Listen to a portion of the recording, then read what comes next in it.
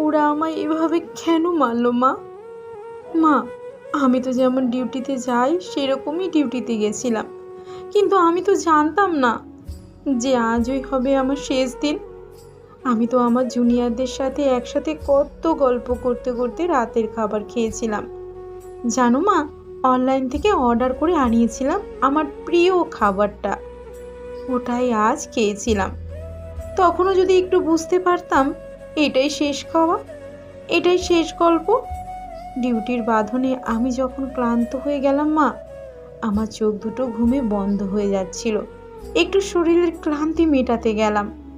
তখনও যদি বুঝতাম মা সারা জীবনের মতো বিশ্রামে চলে যাব, তখন ভোর রাতে আমি ওয়ার্ডে একা। তখন ভোরের শীতল বাতাসে আমার একটু ঠান্ডা লাগতে আমি লাল চাদরটা ঢাকা দিয়ে একটু চোখ বন্ধ করেছিলাম শুধু।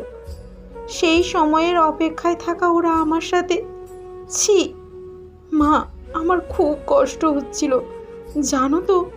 অনেক অনেকবার আমি বারণ করেছিলাম, চিৎকার করেছিলাম, বাঁচাও বাঁচাও, কে আছো আমাকে বাঁচাও।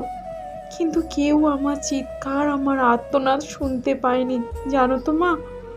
আর ওরা আরও পশুর থেকেও বিচ্ছিরি ব্যবহার করতে লাগলো, খেলতে লাগলো আমাকে নিয়ে ওরা।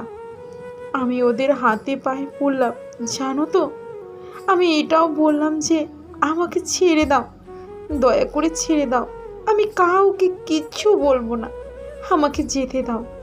কিন্তু ওরা আর আমায় তোমার কাছে একবার যাওয়ার সুযোগটা দিল না, দিল না তোমার কোলে শেষবারের মতো মাথা রাখতে, দিল না শেষবার তোমার হাসি ভরা মুখটা দেখার সুযোগ, দিল না বাবার স্বপ্নে তার রাজকন্যার বড় ডাক্তার হওয়ার কাহিনীকে সত্য করতে। আমার গলা টিপে ধরে, নিজেদের সর্বশক্তি দিয়ে আমার গলা চেপে ধরে, জানো মা, আমি অনেক চেষ্টা করেছিলাম বাঁচার, কিন্তু হয়তো আজ ভগবানও চায়নি যে আমি হয়তো বেঁচে থাকি।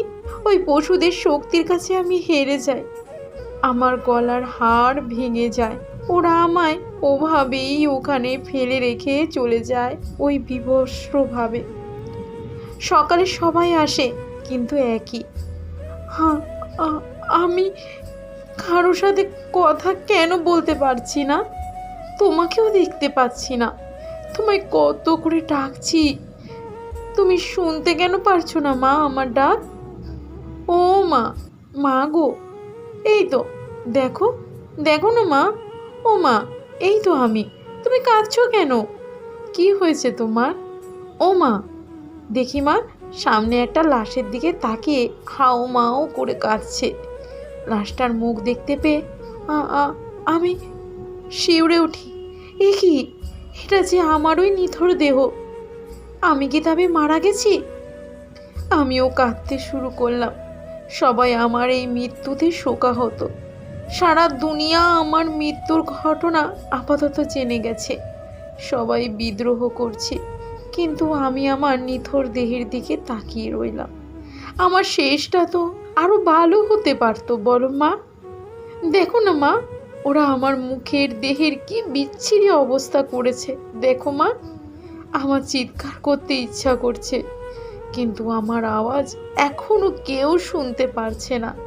আমি এতগুলো লোকের সামনে চিৎকার করছি, কিন্তু একটা কেউ আমার এই চিৎকার শুনতে পারছে না, কেউ না।